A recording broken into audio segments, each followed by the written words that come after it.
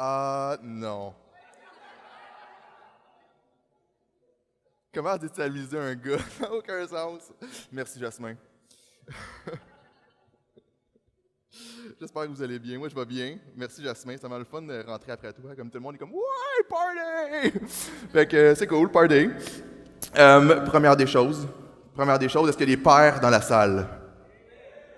Est-ce qu'on peut applaudir les pères dans la salle?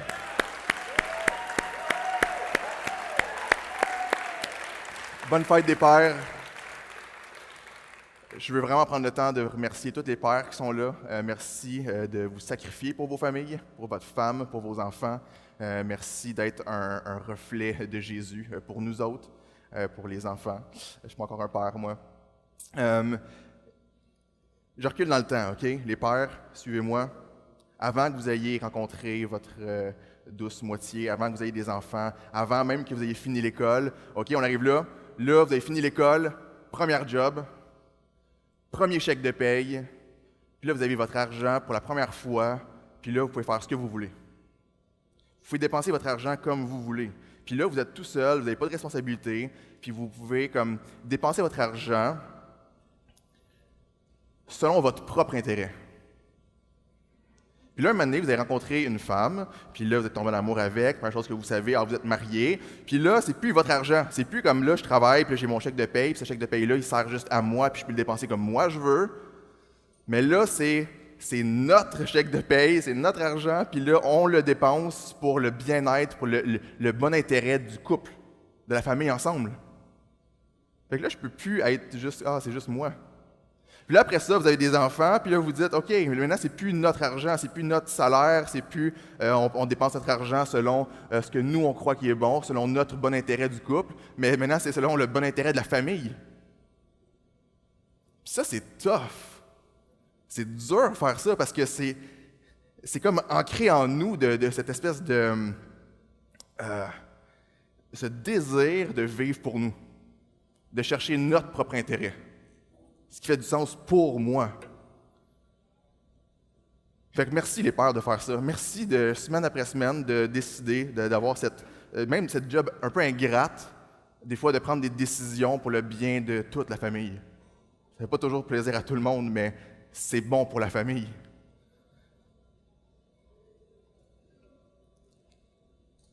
Maintenant, la question que je me pose, c'est qu'est-ce que la Bible dit de ça?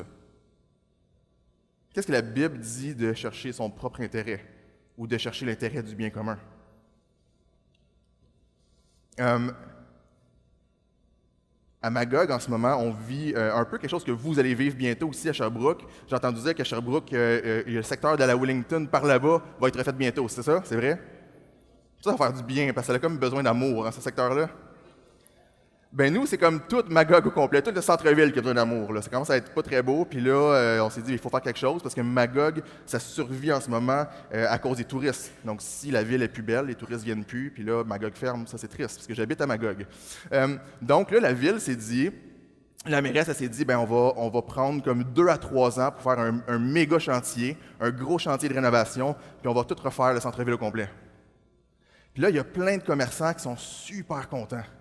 Qui se disent ça va être vraiment 2 à 3 années difficiles, mais ça vaut la peine. Ça vaut vraiment la peine parce qu'après ça, il va y avoir plus de clients. Puis après ça, plus qu'il va y avoir de clients, plus que ça va faire du bien, plus qu'ils vont avoir de l'argent. Mais il y a d'autres commerces qui se disent non, la catastrophe. J'ai entendu quelqu'un rire ici. Je pense qu'elle fait partie de Sushi Shop, pour ne pas le nommer.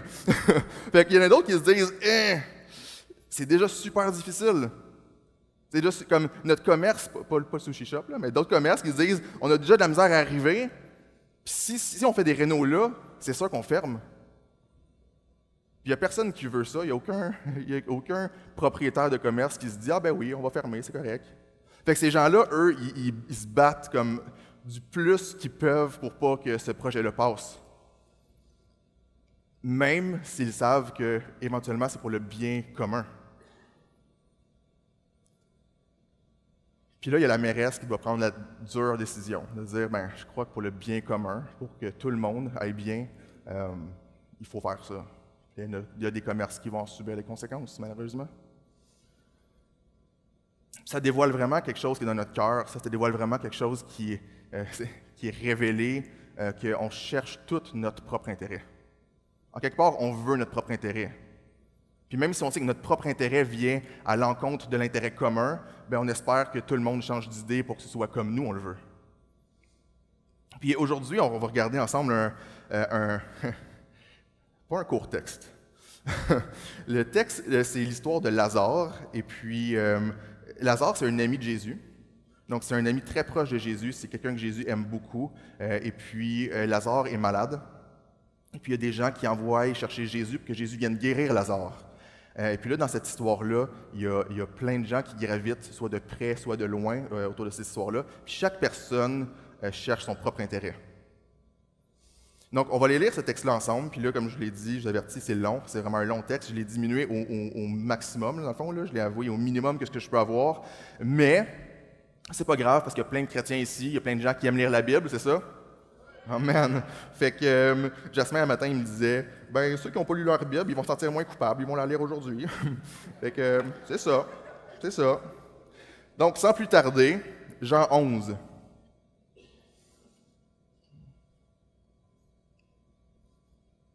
Il y avait un homme malade, c'était Lazare de Béthanie, le village de Marie et de sa sœur Marthe.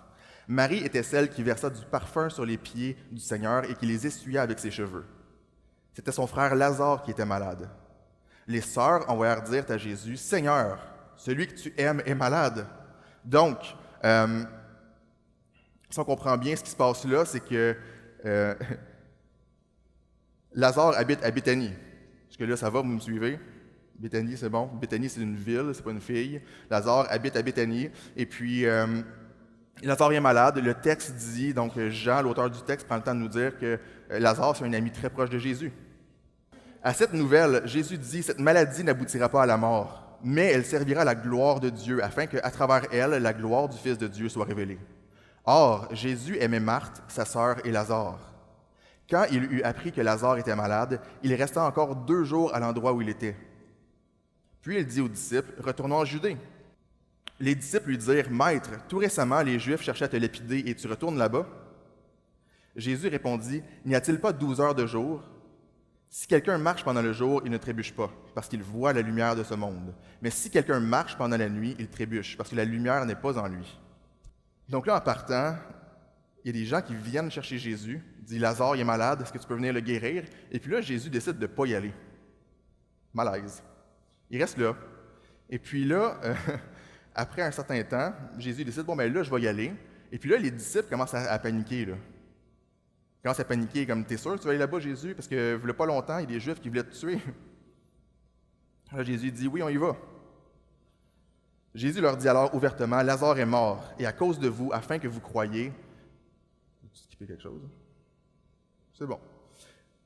Lazare est mort, et à cause de vous, afin que vous croyiez, je me réjouis de ce que je n'étais pas là. Mais allons vers lui. Là-dessus, Thomas, appelé Didyme, dit aux autres disciples, « Allons-y, nous aussi, afin de mourir. » À son arrivée, Jésus trouva que Lazare était depuis 4 jours déjà dans le tombeau. Béthanie était près de Jérusalem, à moins de 3 kilomètres, et beaucoup de Juifs étaient venus chez Marthe et Marie pour les consoler de la mort de leur frère. Lorsque Marthe apprit que Jésus arrivait, elle alla à sa rencontre, tandis que Marie restait assise à la maison. Donc là, comme on vient d'entendre, dans le fond, il y a beaucoup de Juifs qui cherchent à tuer Jésus et les disciples. Donc là, Jésus arrive, puis de loin, probablement que Jésus envoie quelqu'un chercher Marthe et Marie.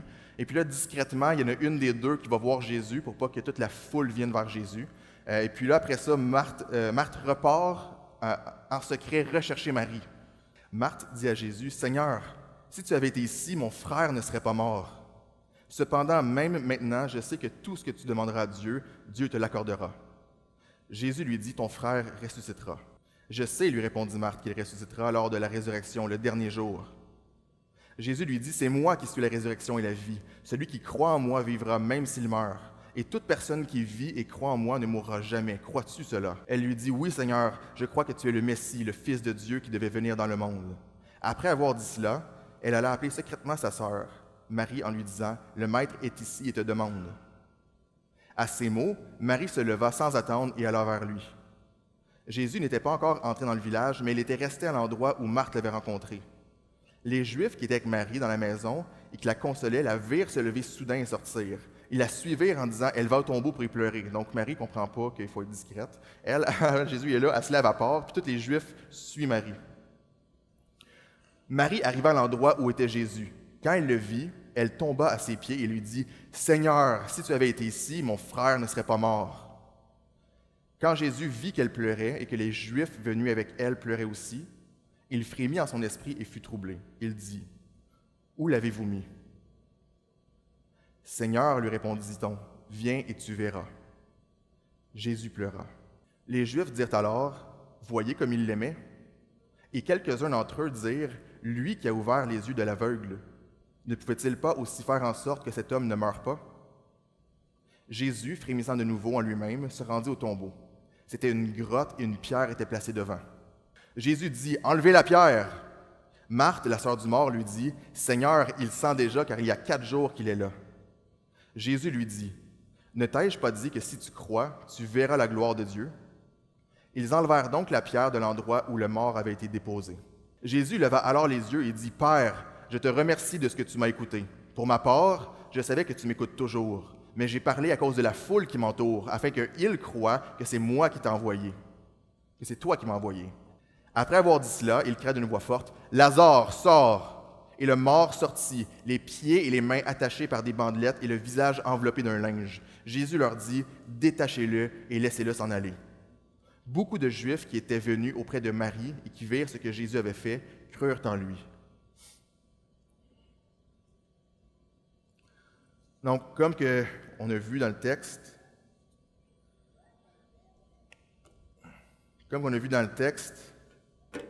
l'histoire arrive dans un contexte vraiment particulier. Quelques jours avant ça, Jésus était à Jérusalem avec les disciples. Jésus a dit des propos qui sont très provocateurs, très tranchants. Beaucoup de Juifs ont pris ça comme un blasphème, donc ils sont penchés, ont ramassé des roches pour tuer Jésus à coups de roche, pour le lapider. Et puis là, il s'est passé quelque chose, un argument, puis finalement, Jésus et ses disciples sont partis de Jérusalem et puis sont allés se réfugier de l'autre côté du Jourdain, dans l'endroit où est-ce que Jean y baptisait. Donc, Jésus et les disciples sont de l'autre côté du Jourdain, en sécurité. Il n'y a personne qui veut leur mort là. Et puis là, il y a des gens donc Marthe et Marie envoient des gens chercher Jésus pour que Jésus aille guérir Lazare. Lazare de Béthanie. Béthanie, c'est une petite ville juste à côté de Jérusalem. Comme si tu es Jésus ou si tu es un des disciples, tu ne veux pas aller à Béthanie. C'est dangereux, les gens vont vouloir te tuer là-bas. Il y a des gens qui te cherchent activement pour te tuer. Tu ne veux pas aller là. Donc là, les gens arrivent, ils demandent à Jésus « Est-ce que tu peux venir guérir Lazare? » Et puis Jésus ne bouge pas de là. Il reste où ce qu'il est. Est-ce que vous trouvez ça un peu malaisant que Jésus ne se précipite pas pour sauver Lazare? Non? Oui? Oui, non? Mélange des deux. Mettez-vous à la place des gens qui ont été envoyés chercher Jésus. Ils s'en viennent chercher Jésus parce qu'ils savent que Jésus guérit des gens. Il arrive ce que Jésus est, Jésus ne bouge pas. Il retourne sans Jésus. Mettez-vous à la place de Marthe et Marie. Jésus est supposé être leur ami. Les gars, ils reviennent sans Jésus. Imaginez qu'est-ce qu'ils pensent, qu'est-ce qu'ils doivent se dire. Leur frère est malade, en train de mourir. Mettez-vous à la place de Lazare. Lazare qui souffre. Il souffre, puis son seul espoir, c'est Jésus. Jésus ne vient pas.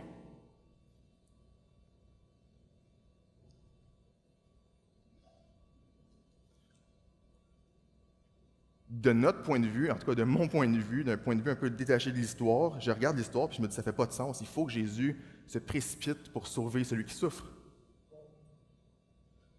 Par contre, du point de vue des disciples,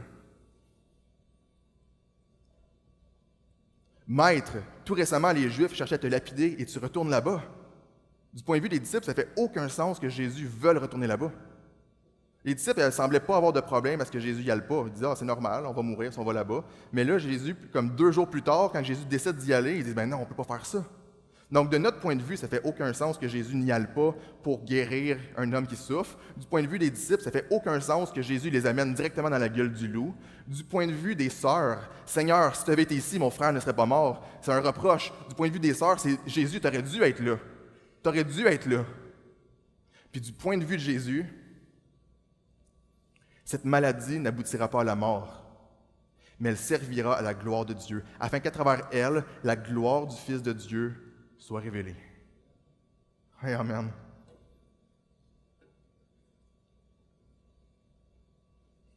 Dans cette histoire-là, on voit que chaque personne recherche son propre intérêt. Chaque personne sauf Jésus. Puis on ne peut pas en vouloir aux gens, là, comme il n'y a personne vraiment qui veut aller vers une mort certaine. Il n'y a personne qui veut voir quelqu'un qui aime souffrir jusqu'à mourir. Il n'y a personne qui veut pleurer quelqu'un, un mort, un être cher qui est parti. Il n'y a personne non plus qui veut souffrir jusqu'à la mort. Donc c'est normal. Puis c'est normal parce que ça ne faisait pas partie du plan original de Dieu, la souffrance non plus. Mais quand même, là, on voit les faits, on voit que chaque personne cherche son propre intérêt. Puis il y a Jésus que lui, il ne cherche pas son propre intérêt, mais il cherche l'intérêt de rendre la gloire à Dieu. Puis on dirait que l'intérêt de Jésus qui est rendre gloire à Dieu, c'est comme si c'est comme si c'est pas bon pour tout le monde. C'est comme si tout le monde va en souffrir. On dirait que dans cette histoire-là, tout le monde en souffre temporairement. Mais en fait, que Jésus cherche la gloire de Dieu, que ce soit son intérêt, soit ça, c'est vraiment, vraiment un bon plan. Parce que Jésus, il dit, mon but, c'est que les gens voient la gloire de Dieu, qu'en voyant, ils croient et qu'en croyant, ils aient la vie éternelle. Jésus est concerné par le bien-être de tout le monde. Il dit, je veux que les gens puissent vivre. Et puis les gens vont vivre s'ils voient la gloire de Dieu, s'ils croient et qu'en croyant, ils aient la vie éternelle. Être chrétien, ça veut dire suivre Jésus.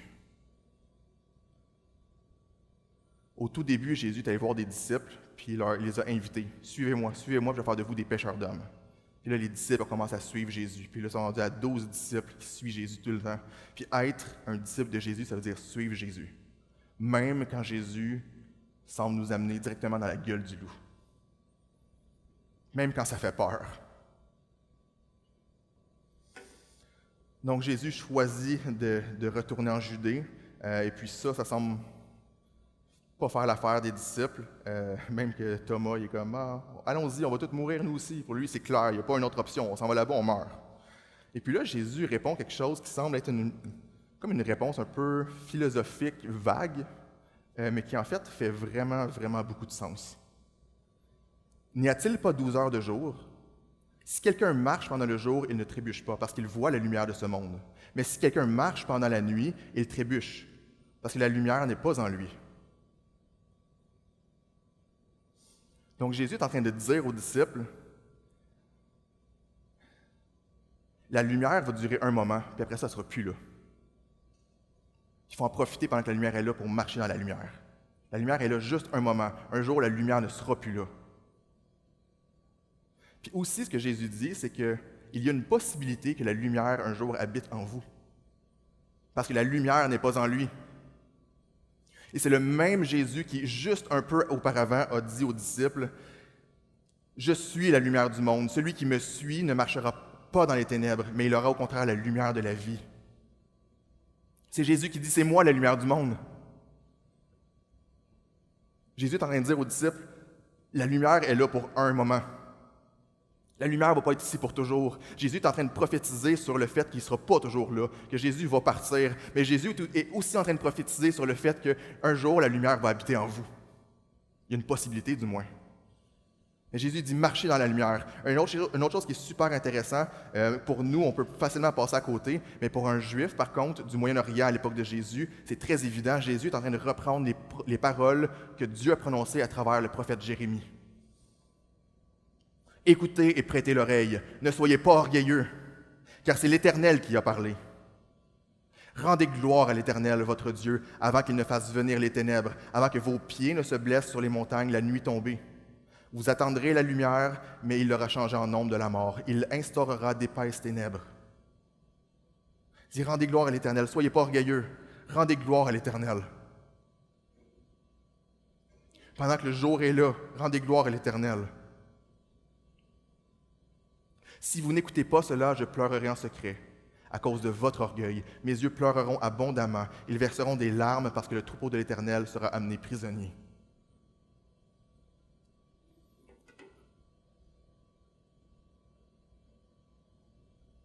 Jésus est en train d'inviter les disciples à le suivre. Jésus dit, moi je m'en vais par là-bas, je vous invite à me suivre. Il leur dit, marchez dans la lumière. Marchez dans la lumière parce que la lumière ne sera pas là pour toujours. Marchez dans la lumière. Si vous marchez loin de la lumière, vous allez trébucher, vous allez tomber. Puis un jour, vous allez chercher la lumière, puis il va être trop tard. La lumière ne sera plus là.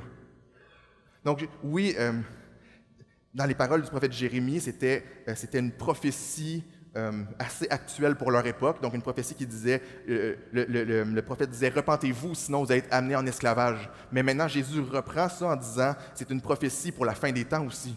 Maintenant, je suis ici. Un jour, je vais pouvoir habiter en vous. Mais maintenant, marchez dans la lumière. Marchez dans la lumière. Rendez gloire à l'Éternel. Rendez gloire à l'Éternel. Je vous invite à suivre ce chemin-là. Si vous croyez que ce chemin-là n'est pas bon, même si ça fait peur, vous dites, comme les disciples, vous dites, non, ça fait peur, si je m'en vais là, je vais mourir, c'est sûr, c'est pas un bon chemin. Puis Jésus dit, même si vous croyez que c'est pas bon, marchez avec moi et vous ne trébucherez pas. Mais si vous vous éloignez, vous allez marcher dans les ténèbres, vous allez trébucher, puis un jour, il va être trop tard. Vous allez chercher la lumière, puis elle ne sera plus là, il va être trop tard.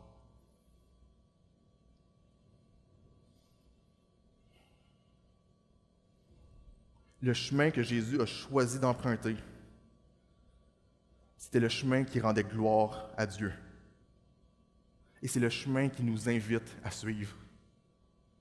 Jésus, c'est Dieu qui a incarné le rôle d'un humain, qui est devenu un être humain et qui a vécu la vie qu'on aurait dû vivre. À la Genèse, dans le premier livre de la Bible nous dit que Dieu nous a créé l'être humain pour qu'on puisse être le reflet de sa gloire, qu'on puisse refléter sa gloire. Après ça, il a dit, multipliez-vous, remplissez la terre de ma gloire. Dieu nous a créés pour qu'on puisse rendre gloire à Dieu en toutes choses, pour qu'on puisse refléter sa gloire. Jésus est arrivé et toute sa vie, il a vécu sa vie, pas en cherchant son propre intérêt à lui, mais en cherchant à rendre la gloire de Dieu. Puis maintenant, Jésus nous invite à suivre ce chemin-là. Il dit, rendez gloire à Dieu. Arrêtez de chercher votre propre intérêt, rendez gloire à Dieu. Donc Dieu nous a créés comme ça. Et puis ce qu'on voit dans la Bible, dans la Genèse, c'est que l'être humain a choisi de suivre un autre plan. L'être humain a choisi de se détourner de Dieu et de chercher son propre intérêt, là où il croyait que ça serait bon pour lui.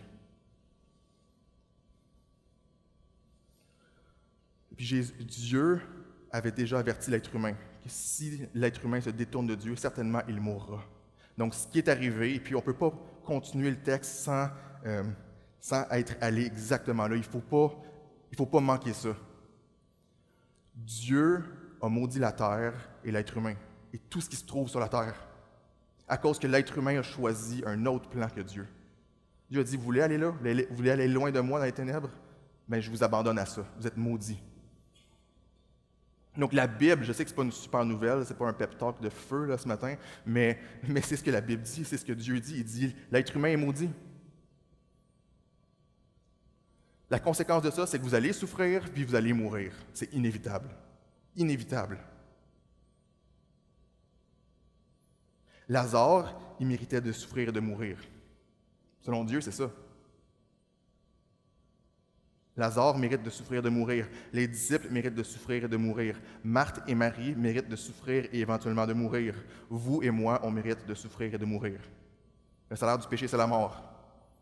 C'est ça que Dieu dit. Jésus, par contre,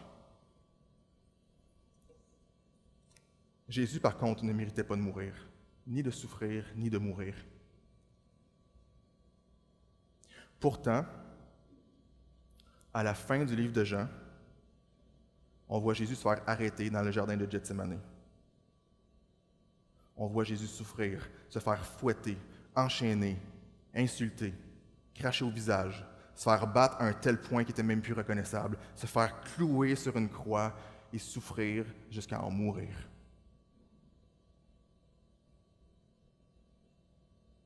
Jésus a vécu la vie qu'on aurait dû vivre et est mort de la mort qu'on aurait dû subir.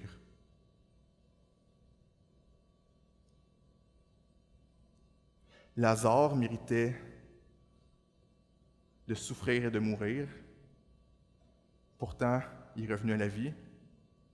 Jésus ne méritait pas de souffrir, il ne méritait pas de mourir, pourtant il a souffert et il est mort. Est-ce qu'il y a un lien? On me confirme que oui. oui, il y a un lien. La seule raison pourquoi que Lazare a pu revenir à la vie, la seule raison pourquoi que Jésus a pu redonner la vie à Lazare, c'est parce que Jésus a choisi de perdre sa vie.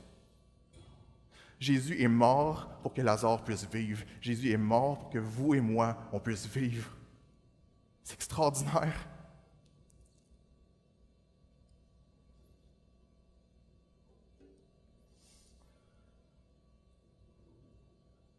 Jésus a un plan pour nous. Jésus a un plan pour chacun d'entre nous. À partir du moment où on choisit de croire ce que Jésus dit et qu'on choisit de le suivre, c'est la foi et la repentance. La foi, c'est croire ce que Jésus dit. La repentance, c'est de suivre Jésus, de se tourner vers Dieu. Donc, à partir du moment où on choisit de croire ce que Jésus dit et qu'on choisit de marcher avec Dieu, avec Jésus, de le suivre, Jésus commence un travail extraordinaire. Jésus nous transforme. Jésus nous restaure. Jésus veut nous ramener comme qu'on était supposé être au début. Jésus veut placer son cœur en nous. Jésus veut nous amener sur ce chemin-là où est-ce que toute notre vie va rendre gloire à Dieu. Où est-ce qu'on ne va plus chercher notre propre intérêt, mais qu'on va chercher l'intérêt, c'est de rendre gloire à Dieu en toutes choses. Dieu veut faire ce travail-là en nous. Et puis c'est un bon plan, parce que quand les gens sont témoins de la gloire de Dieu, il y a des gens qui croient, et quand les gens croient, il y a des gens qui ont accès à la vie éternelle. Amen. Donc ça, c'était exactement l'objectif que Jésus avait, l'objectif que Jésus suivait. C'était vers là que Jésus allait constamment. Jésus, tout ce qu'il faisait, c'était pour rendre gloire à Dieu en toutes choses, pour que les gens puissent voir et qu'ils puissent croire et qu'en croyant, ils aient la vie éternelle. Et Jésus a choisi de faire ça, Jésus a choisi de suivre ce chemin-là, le chemin de rendre gloire à Dieu, même s'il savait que ce chemin-là allait le rendre vers souffrir et mourir. Jésus a choisi quand même ce chemin-là, même si ça voulait dire que pour un moment, il allait souffrir et mourir. Parce que Jésus savait que ce moment-là, temporaire, valait la peine comparativement à un peuple sauvé pour toute l'éternité.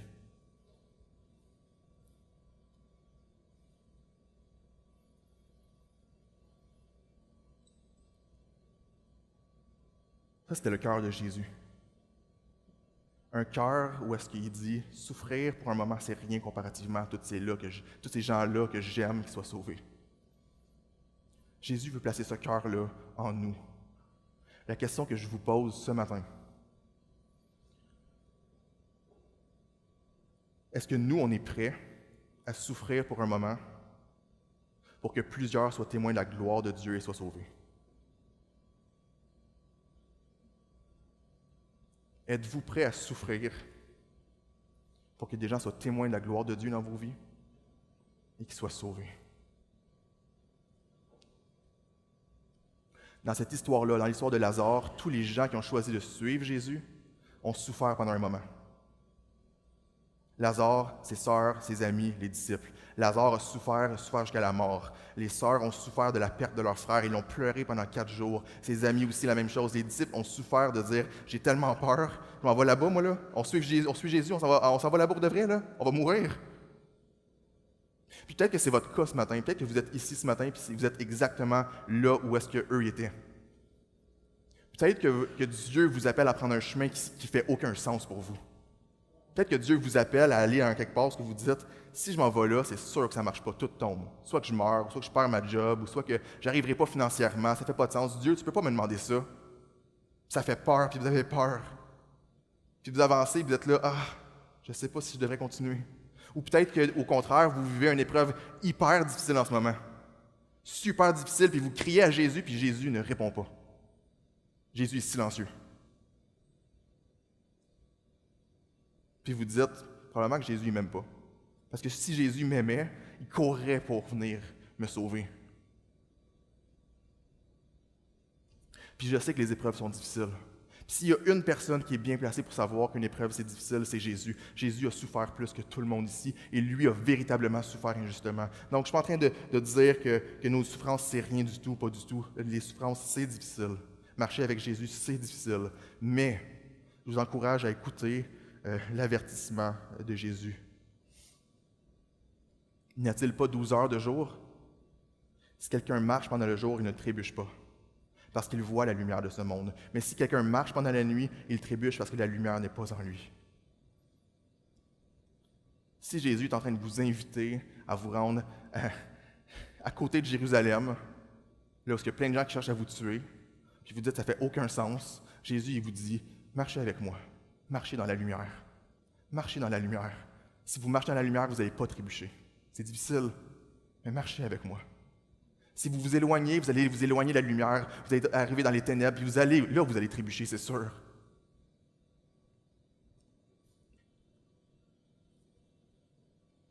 Écoutez et prêtez l'oreille. Ne soyez pas orgueilleux, car c'est l'Éternel qui a parlé. Rendez gloire à l'Éternel.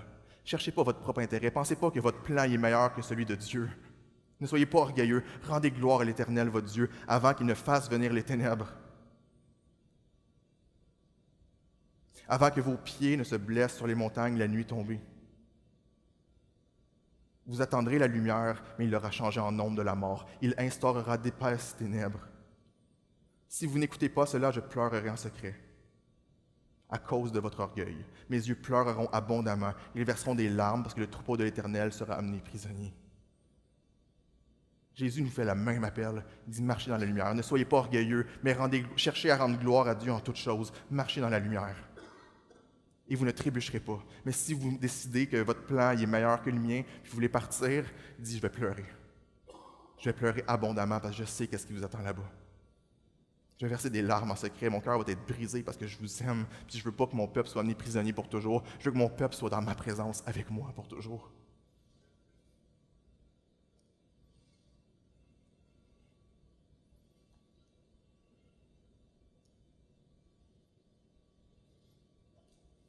Jésus leur parla de nouveau, il dit, « Je suis la lumière du monde. Celui qui me suit ne marchera pas dans les ténèbres, mais il aura au contraire la lumière de la vie. » Maintenant, je vais vous reposer la même question. Est-ce qu'on est prêt à souffrir pour que la gloire de Dieu soit manifestée et qu'en voyant, les gens autour de nous croient et qu'en croyant, ils aient la vie éternelle? Est-ce qu'on est prêt à ça?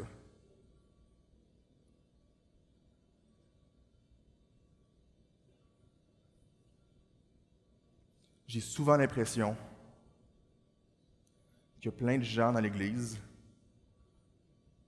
qui sont super contents d'entendre les belles promesses de Dieu. Mais quand vient la souffrance, ça c'est non. Est-ce qu'on est prêt à souffrir pour que les gens soient sauvés, comme Jésus? À travers la Bible, à travers tout le Nouveau Testament, il y a des promesses formidables pour ceux qui sont enfants de Dieu. Il y a des promesses qui sont fantastiques pour nous, les enfants de Dieu. Mais à travers ces promesses-là, Jésus nous promet des souffrances. Ça fait partie de la game. À un moment donné, dans Luc 14, Jésus marche. Ça dit que Jésus marche, il quitte une ville, puis ça va dans une autre ville. Là, il est en train de marcher, puis là, le texte nous dit qu'il y a de nombreuses foules.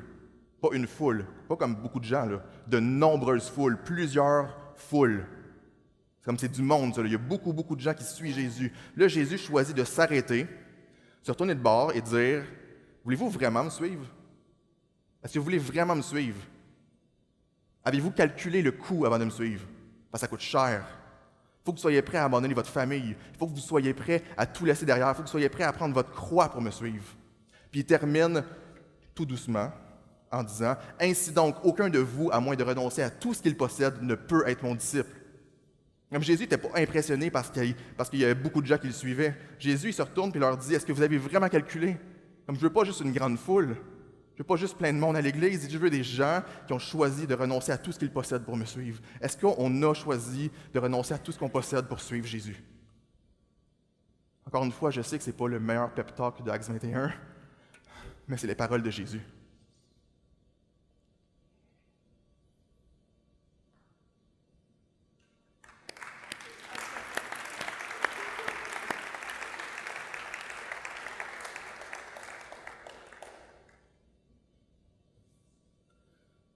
Il y a quelques années, il n'y a pas si longtemps, il y a quelques années, j'étais terrifié. Terrifié. J'avais la chienne. J'ai-tu le droit de dire ça? Oui. J'avais peur, c'est fait. J'avais la chienne, j'avais peur. J'avais peur à cause de ça. Man, j'ai grandi dans une église, j'ai chanté des louanges, J'ai donné ma dîme, j'ai fait partie de groupe Connexion. Puis quand j'ai vu ça, man, terrifié. Totalement terrifié. Parce que je n'étais pas capable. J'ai littéralement, pour de vrai, j'ai fait le tour de tout ce que je possédais. Je suis arrivé dans mon appartement, j'ai fait chaque pièce, pièce par pièce. Est-ce que je suis prêt à laisser mon cadre pour suivre Jésus? Oui. Tout. Je ne niaise pas. Je suis prêt à laisser le miroir pour suivre Jésus? Oui. Je suis prêt à laisser l'ordi pour suivre Jésus? Oui. Je suis prêt à laisser ma TV pour suivre Jésus? On rit, mais c'est triste. Je suis prêt à laisser mon sofa. Je n'étais pas prêt à laisser mon sofa. Un sofa, come on. Je n'étais pas capable. Mon lit, je suis comme, non, j'aime mon lit. Je ne peux pas laisser mon lit. Les jours ont passé, les semaines ont passé, je paniquais. Comme j'exagère pas, je paniquais. Le soir, je faisais de l'insomnie. À tous les soirs, je ne dormais pas. Je ne dormais pas parce que je savais que si je mourais là, je suis séparé de Dieu. Pour l'éternité, comme juste ça, là. La panique totale pendant des semaines de temps.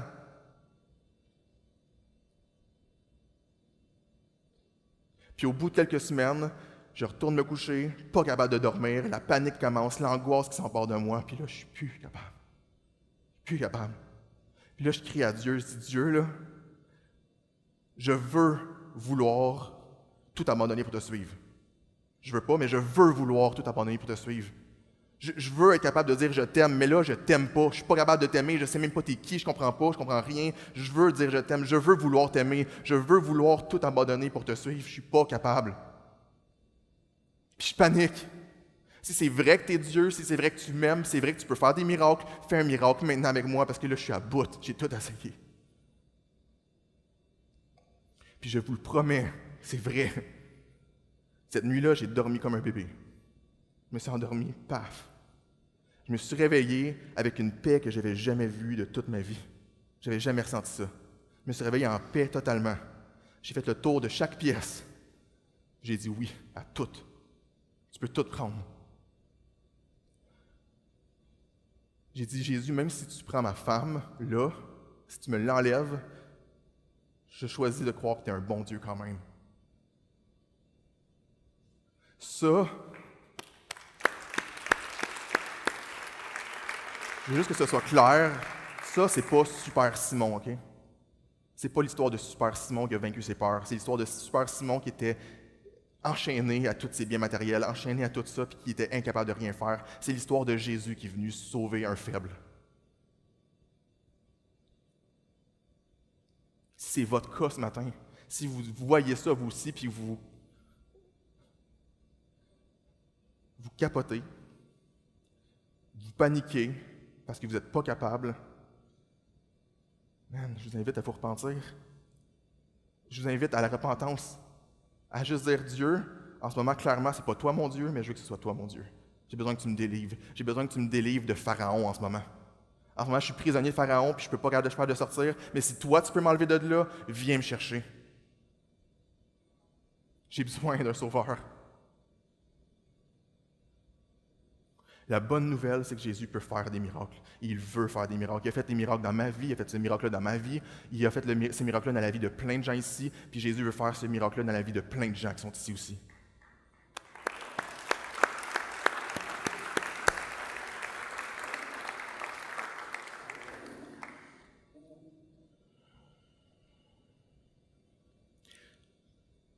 En fait, ce que Jésus a fait dans ma vie, c'est exactement ce que Jésus a fait dans la vie de Lazare.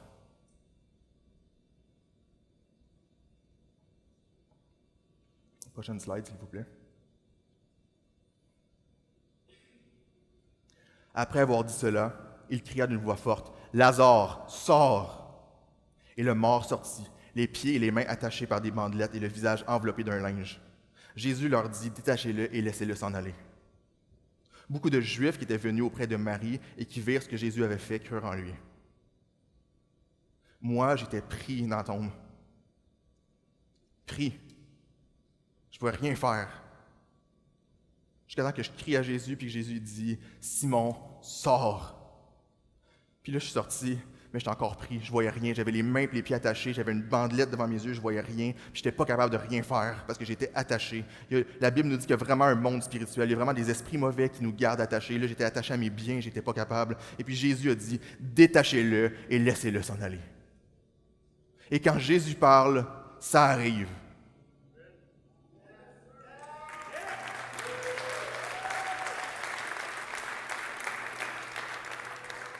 Et beaucoup de gens qui étaient autour de moi et qui me connaissaient, quand ils virent ce que Jésus a fait dans ma vie, ils crurent. Ils furent transformés.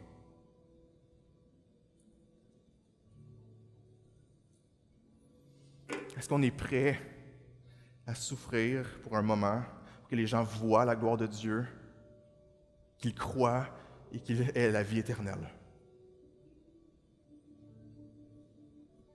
Quand Jésus nous dit « Hey les boys, on s'en va à Béthanie », ça fait peur.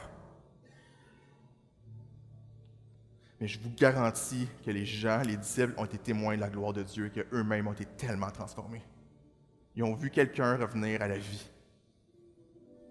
Puis ça change quelqu'un. Oui, c'est dur.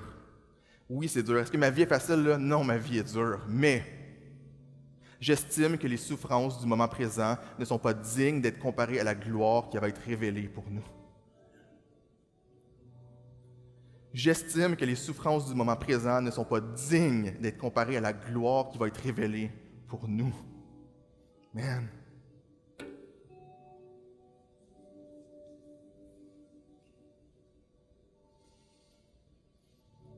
Je vais terminer avec ça. Je ne peux pas passer à côté de ce texte-là.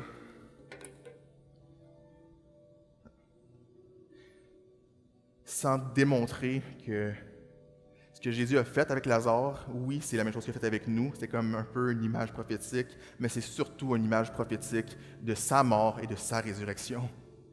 Dans cette histoire-là, Lazare, c'est une image de Jésus. Une image brisée, vous allez me dire, de Jésus? Oui, mais c'est une image. Jésus est le véritable et meilleur Lazare, qui n'a pas juste subi la mort, mais qui a choisi de mourir. Jésus est le véritable et meilleur Lazare, qui en ressuscitant n'a pas juste rempli de joie ses amis, mais aussi ses ennemis. Jésus est le véritable et meilleur Lazare, qui par sa mort a rendu possible notre résurrection. Puis là, je crois que c'est un bon moment pour applaudir.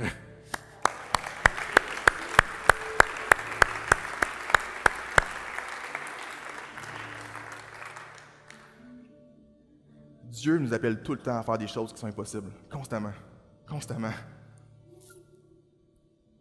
Parce que Dieu, il révèle sa gloire à travers nous. Il y a plein de gens ici qui sont sortis du tombeau. Il y a plein de gens qui sont sortis du tombeau et qui ont été détachés. Je crois qu'il y a plein de gens qui sont sortis du tombeau, mais qui n'ont pas encore été détachés.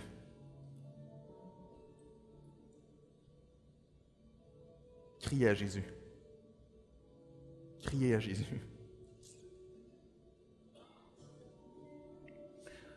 Dieu, merci d'être un bon Dieu. Merci d'être un Dieu présent. Tu es un Dieu présent même quand on ne voit pas que tu es là, même quand on voit qu'on ne t'entend pas parce que tu gardes le silence pour un moment. On sait, Dieu, on choisit de croire que tu es le Dieu qui est là, qui est présent, qui nous aime, qui a un bon plan. Dieu, aide ton Église, aide-nous à vivre notre vie d'une façon qui te glorifie.